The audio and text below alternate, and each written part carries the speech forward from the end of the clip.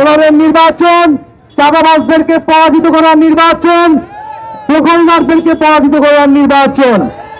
ইনশাল্লাহ আপনারা সংস্কারের পক্ষে আছেন তো? আমরা মানুষের কাছ থেকে অভূতপূর্ব সাড়া পেয়েছি। এই অত্র এলাকার মানুষ, এই ঢাকা 11 মানুষ পরিবর্তন চায়, সংস্কার চায়। এই ঢাকা 11তে তারা কোনো ভূমিদস্যু, কোনো দখলদার, কোনো চাঁদাবাজ, সন্ত্রাসকে দেখতে চায় না। ইনশাল্লাহ জনগণের ম্যান্ডেট নিয়ে আমরা আগামী 12ই ফেব্রুয়ারি ভোট কেন্দ্রে উপস্থিত থাকব।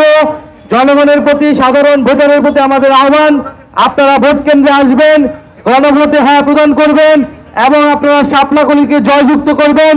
ইনশাল্লাহ শাপলাকলি আগামীর সংসদে সাধারণ মানুষের পক্ষে, মেহনতি মানুষের পক্ষে কথা বলবে, শরীফ ওসমান হাদি হত্যার বিচার নিয়ে কথা বলবে, জুলাই গণঅভ্যুত্থানের সংস্কার নিয়ে কথা বলবে, ইনসাফ নিয়ে কথা বলবে এবং চাঁদাবাজ, ভূমিদস্যু, দ্বৈত নাগরিকত্ব, ঋণ খেলাপি এদের বিরুদ্ধে আমাদের এবারের নির্বাচনে গণপ্রতিরোধ তৈরি করতে হবে। এবারের নির্বাচন চাঁদাবাজদেরকে পরাজিত করার নির্বাচন, দখলদারদেরকে পরাজিত করার নির্বাচন। ইনশাল্লাহ আপনারা সংস্কারের পক্ষে আছেন তো?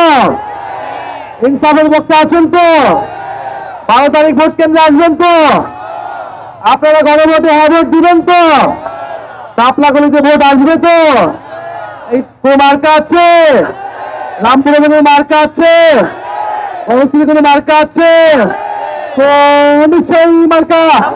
সবাই বলো হাতের তালি, মুখিয়া বলি, তারা দেশে এবারে যাবে সংসদে, সংগ্রামে জিতবে এবার, এবারে যাবে, লড়াই হবে সংসদে, হাতের তালি, মুখে বলি, জিতবে এবার।